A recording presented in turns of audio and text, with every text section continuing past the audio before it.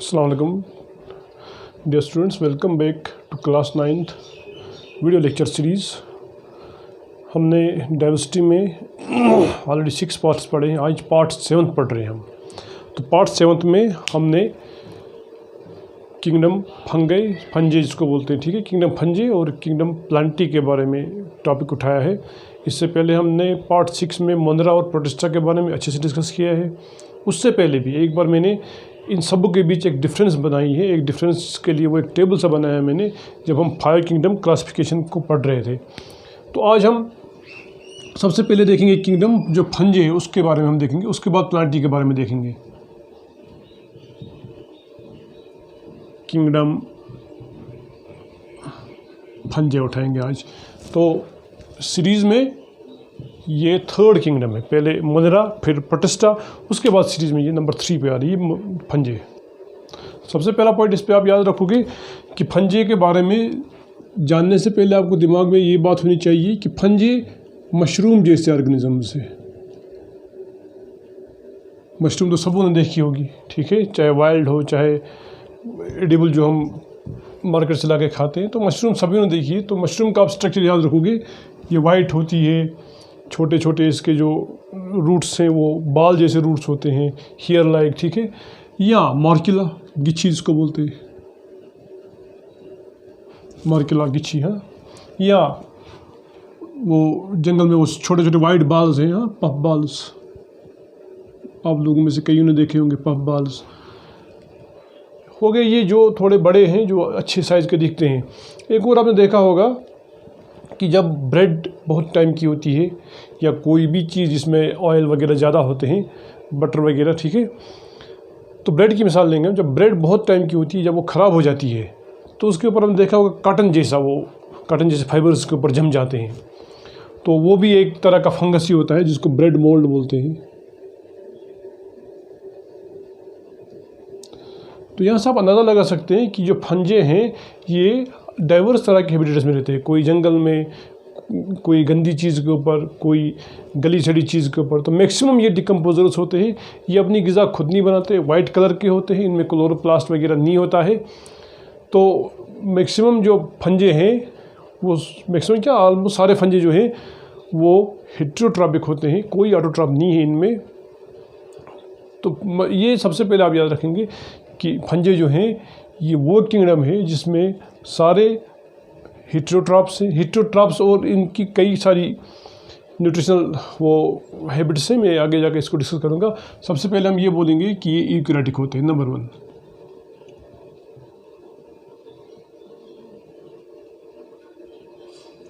They are eukaryotic in nature. पहला point ये सब यूकैरियोटिक होते हैं, यानी इनकी सेल में एक डेफिनेट न्यूक्लियस होता है, वेल डिफाइंड न्यूक्लियस होता है। इनकी जो साइटोप्लाज्म है उसमें मेम्ब्रेन बाउंड ऑर्गेनेलीज होती है, माइटोकॉन्ड्रिया वगैरह, ठीक है। तो पहला ये पॉइंट है। उसके बाद they are unicellular as well as multicellular. ये मैक्सिमम मल्टी सेलुलर होते हैं। कोई कोई यूनिसेलुलर होता है, जैसे ईस्ट जो खमीर में यूज़ होती है, ईस्ट यूनिसेलुलर है। एग्जांपल ये भी याद रखो, ईस्ट। बाकी वो मैक्सिमम जो है वो सारे मल्टी सेलुलर में आ जाएंगे। यानी ये एक सेल भी हो सकते हैं, इनमें एक से ज़्यादा सेल्स भी हो सकती हैं। नेक्स्ट पॉइंट वही जो हमने अभी डिस्कस किया, they do not possess plastids, hence chloroplast लिखेंगे हम सीधा। They do not possess hence can not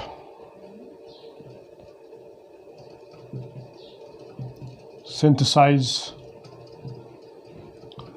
there own food by photosynthesis।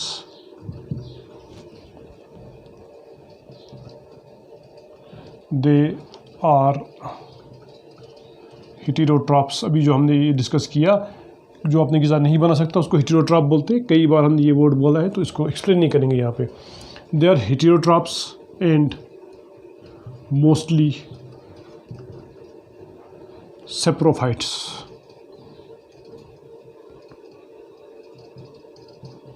इसीलिए मैंने इसका पॉइंट अलग बनाया कि ये हेटेरोट्रॉफ हैं, लेकिन हेटेरोट्रॉफ की कई सारी टाइप्स में से सेप्रोफिटिक सबसे ज़्यादा इनमें, यानी ये गली सड़ी चीज़ों पे गुजारा करते हैं। वो ऑर्गेनिजम्स जो मरी हुई डेड एंड डिकेड मैटर पे जो फीड करेगा, उसके फूड को एब्जॉर्ब करेगा, उसको सेप्रोफाइट बोलते हैं। तो ये readymade dead and decayed bodies से रेडीमेड फूड को एब्जॉर्ब करती हैं with the help of root like structures, ठीक है।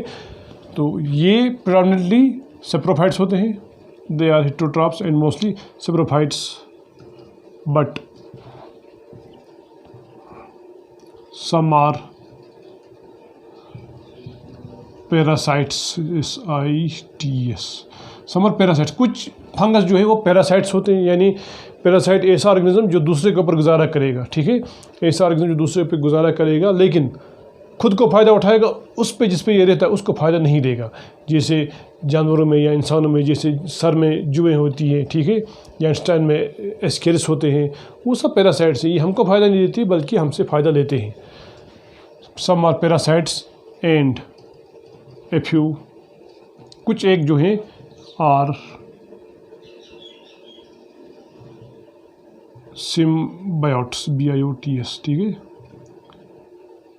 सिम्बायोट्स, यानी किसी किसी में सिम्बायोटिक रिलेशन होती है। सिम्बायोटिक मतलब ऐसी रिलेशन जिसमें दो ऑर्गेनिज्म मिलजुल के रहते हैं, एक दूसरे को फ़ायदा देगा, दूसरा पहले को फ़ायदा देगा। ये इसका अपोजिट है पैरासाइट का। पैरासाइट में एक को फ़ायदा, दूसरे को नुकसान होता है, यहाँ पे दोनों को फ़ायदा मिलता है। इसको इस तरह लिखेंगे हम, and a few possess symbiotic. अब आपको ये क्लियर होगा, symbiotic mode of nutrition।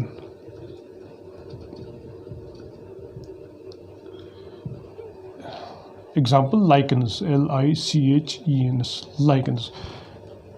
Lichen जो है आपने देखा होगा पत्थरों के ऊपर, बड़ा सा पत्थर होता है, तो पत्थर के ऊपर आपने देखा होगा ऐसे ऐसे ऐसे पहले वाइट कलर का उसमें वो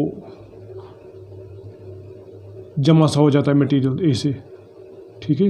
या बहुत पुरानी चीज़ आपने देखा होगा उनमें वो पुराने तरह का वो घास जैसा नज़र आता है, तो ये लाइकन्स होते हैं। फिर पत्थर में ये धीरे धीरे बड़े बड़े बड़े बड़े हो जाते हैं, तो फिर ये करीबन इतने इतने लंबे इसकी वो रेशे हो जाते हैं इसके फाइबर्स, तो इनको लाइकन्स बोलते हैं। इसमें क्या होता है, एक अलगल पार्टनर होता है और एक फंगल पार्टनर होता है। दो तरह के प्लांट्स इसमें होते हैं, प्लांट्स नहीं बोल सकते, दो तरह के ऑर्गेनिज्म होते हैं इसमें लाइकन में, एक अलगल पार्टनर, एक फंगल। अलगल पार्टनर फूड बनाता है और फंगल पार्टनर जो है वो घर बनाता है इसके लिए, यानी एक दूसरे को फ़ायदा, दूसरा पहले को फ़ायदा देता है। तो इनकी एग्जाम्पल है लाइकन, जो आमतौर आप बड़े बड़े पत्थरों के ऊपर देखते हो या पुरानी पुरानी जगहों पर देखते हो आप। तो पैरासाइट्स भी हैं, सेप्रोफाइट्स भी हैं और ये सिम्बायोट्स भी है। सिम्बायोट मतलब ऐसी रिलेशन जिसमें दोनों को बराबर का फ़ायदा मिले, ठीक है। तो उसके बाद नेक्स्ट पॉइंट जो है हम वो डिस्कस करेंगे कि सेल वॉल के बारे में। Cell wall is made up of tough polysaccharide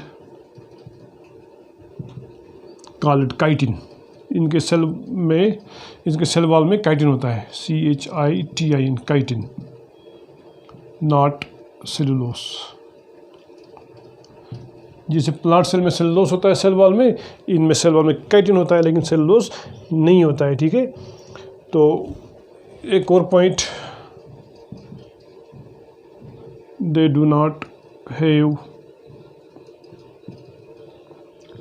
true roots, stem और लीव्स, ठीक है। इनमें रूट्स, स्टेम, लीव्स वगैरह नहीं होती है, ठीक है। इंस्टेड में क्या होता है, छोटे छोटे फाइबर्स होते हैं, उनको बोलते हैं हाइपी, ठीक है। Instead they possess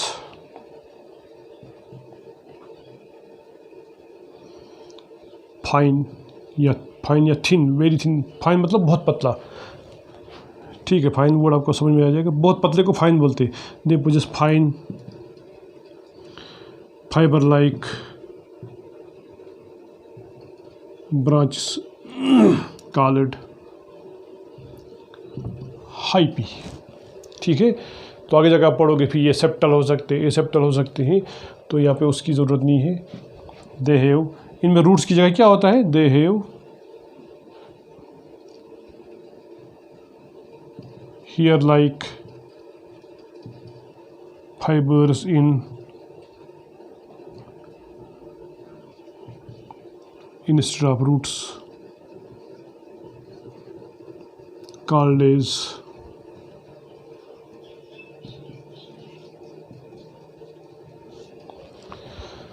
rhizoids। ठीक है, तो इनमें rhizoids होते हैं। जैसे आपने मशरूम में देखा होगा, अगर मशरूम को थोड़ा रफली बनाएंगे तो मशरूम ऐसे होती है, ऊपर से ऐसे अम्ब्रेला जैसी होती है, फिर नीचे ऐसे होता है, इस तरह से। आप मशरूम देखो या मार्केला गिची देखो, ठीक है, उसमें क्या होता है, ऐसे ऐसे होते हैं, अलग अलग अलग लगते तो जड़ें हैं लेकिन एक्चुअली जड़ें नहीं होती, इनको बोलते हैं राइजाइड्स। यही इसको सबस्ट्रेटम में नीचे, जिस चाहे मिट्टी हो, पत्थर हो, कोई लकड़ी का टुकड़ा हो, उस पर यही चीज़ें बंद रखती है और वहीं से इन्हीं से ये एब्जॉर्ब करती है फूड मटेरियल। तो राइजाइड्स बड़े इंपॉर्टेंट है, ये रूट्स नहीं बल्कि रूट लाइक स्ट्रक्चर्स होते हैं। अच्छा, नेक्स्ट इसका पॉइंट आएगा, they possess all the three types of reproduction। इनमें तीनों तरह की रिप्रोडक्शन होती है, यानी that is vegetative, asexual and sexual, जो आपने आगे जाके आप पढ़ोगे, अभी आपको इसमें तफसील में नहीं जाना है। Vegetative, asexual and sexual modes, in mode से ये रिप्रोडक्शन करते हैं। फिर इनकी एग्जांपल्स दोगे, मशरूम, मार्केला, पफबॉल्स, ब्रेड मोल्ड वगैरह, या ईस्ट, यूनिसेलुलर की मैंने पहले एग्जांपल दिया आपको, ईस्ट। ठीक है, तो ईस्ट जो है ये यूनिसेलुलर है, बाकी सब जो है वो मल्टीसेलुलर है।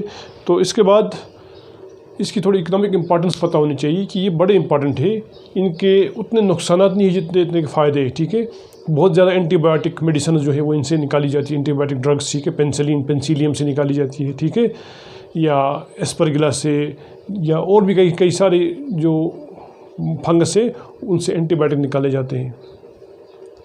और ये काफ़ी सारी और भी चीज़ों में ये हमारी हेल्प करती है। तो आप इतना याद रखो कि जैसे फर्मेंटेशन वगैरह प्रोसेस में ये यूज़ होती है, आगे जाके ये चीज़ें आप अच्छे से क्लियर करोगे। अभी इतना याद रखो कि ये बड़े इंपॉर्टेंट होते हैं काफ़ी सारे पॉइंट ऑफ व्यू से, तो इनकी बहुत इकोनॉमिक इंपॉर्टेंस है। अगर आपको लिखना होगा तो इनसे ड्रग्स मिलती है वगैरह वगैरह, और भी कई सारी चीज़ें मिलती हैं, लेकिन इनका थोड़ा नुकसान भी होता है, इनसे कुछ स्किन डिजीज़ भी हो जाती है। तो वो इनकी छोटी एक ड्रॉबैक्स हैं कुछ है कि ये कहीं स्किन डिजीज़ करते हैं, या सर में डेंड्रफ वगैरह, ठीक है, माइक्रोस्पोरम एक स्पीशीज़ है इसकी, माइक्रोस्पोरम फर वो डेंड्रफ वगैरह कराते हैं सर में। तो थोड़ी बहुत छोटी हल्की फुल्की जो प्रॉब्लम है उसके बगैर बाकी जो मैक्सिमम जो इनकी इम्पोर्टेंस है वो ये है कि ये हमारे फ़ायदे के काम में आते हैं। ये हमारे लिए बहुत ही इम्पोर्टेंट फ़ायदे देते हैं, हमें बहुत अच्छे फ़ायदे देते हैं हमें। इसके बाद हम उठाएंगे नंबर 4, किंगडम प्लांटी। तो फंगस हमारे लिए बड़े इंपॉर्टेंट है। तो हम देखेंगे प्लांट्स में कि प्लांट्स जो है जिन्हें हम आसपास हम रोज़ देखते हैं, तो आपको पता है ये बड़ा सिंपल मसला है कि सारे प्लांट्स जो है, सबसे पहले लिखेंगे दे आर यूकैरियोटिक, फिर से वही दे आर यूकैरियोटिक और मल्टीसेलुलर होते हैं, एंड नॉन मोटाइल, हिलते डुलते नहीं है, ये एक जगह से दूसरी जगह नहीं जा सकते हैं, बस अपनी जगह हिल सकते हैं, एंड नॉन मोटाइल। जैसे हमने यूकैरियोटिक बोल दिया, फिर से आपको चीज़ें क्लियर हो रही है कि इनमें वेल डिफाइंड न्यूक्लियस होगा वगैरह वगैरह, वो सारी चीज़ें फिर से आएंगी, ठीक है। और दूसरा इंपॉर्टेंट पॉइंट आपको पता है, they are photosynthetic because they possess plastids, इनमें प्लास्टिड्स होते हैं। अच्छा, नेक्स्ट जो है दे आर ऑटोट्रॉप्स, इसके साथ भी लिख सकते हो आप, नेक्स्ट पॉइंट बन गए तो कोई मसला नहीं है। हाँ, they possess true leaves, stem, roots extra in advanced forms. जो इनकी एडवांस्ड फॉर्म्स हैं उनमें लीव्स, स्टेम वगैरह आ जाते हैं, जैसे दरख्त जो हमारे आसपास देखते हैं, जितने भी पेड़ हैं उन सबों में लीव्स हैं, स्टेम है, रूट्स है, ट्रू फॉर्म, ठीक है। तो लेकिन सब में नहीं होता है, क्योंकि जो अलगी वगैरह है इसका प्लांट के अंदर वो भी आते हैं, उनमें नहीं होती ये चीज़ें, ठीक है। तो नेक्स्ट आएगा, हाँ, इसके बाद हम लिख सकते हैं द या दे primarily reproduced by sexual modes but vegetative and asexual reproduction is also found। ये मेनली सेक्सुअल मोड से रिप्रोड्यूस करते हैं, लेकिन इनमें asexual vegetative mode of reproduction भी हो जाती है, यानी इनमें विदाउट गेमिट्स भी रिप्रोडक्शन होती है या इनके पार्ट्स से रिप्रोडक्शन होती है, ठीक है। और इस तरह से हम एक और पॉइंट इसमें ऐड कर सकते हैं, they possess vascular tissue and seeds in advanced forms. यहाँ पे भी एडवांस्ड फॉर्म यूज़ करना है वर्ड, वरना ये गलत हो जाएगा, क्योंकि सारे प्लांट्स में वेस्कुलर टिश्यू नहीं होता है, ठीक है। ब्रायोफाइटा, टेरिडोफाइटा, थैलोफाइटा, उनमें वेस्कुलर टिश्यू नहीं होता है और सीड्स भी नहीं होते हैं। ये कुछ एक कैरेक्टर्स हैं जो आप इनके याद रख सकते हो। तो मेरे ख्याल से इतना ठीक है। नेक्स्ट जो टॉपिक होगा उसमें हम, वो बड़ा इंपॉर्टेंट टॉपिक है, उसमें हम किंगडम प्लांटी के अलग अलग ग्रुप्स पढ़ेंगे, ठीक है। Thallophyta, bryophyta, pteridophyta, angiosperms and gymnosperms. तो इतना इसके लिए काफ़ी एग्जांपल्स आप इसके बहुत सारे दे सकते हो। तो आई थिंक आज के लिए इतना काफ़ी है। नेक्स्ट जो वीडियो है वो बड़ा इंपॉर्टेंट होने वाला है। इस पर उम्मीद है मुझे कि आप उस वीडियो को अच्छे से देखोगे, उसमें कई सारे क्वेश्चन भी शायद रेज होंगे, तो वो अभी आप रिजॉल्व करने की कोशिश करोगे। तो तब तक के लिए आप इस सबको कंप्लीट कीजिए। Thank you, have a nice day.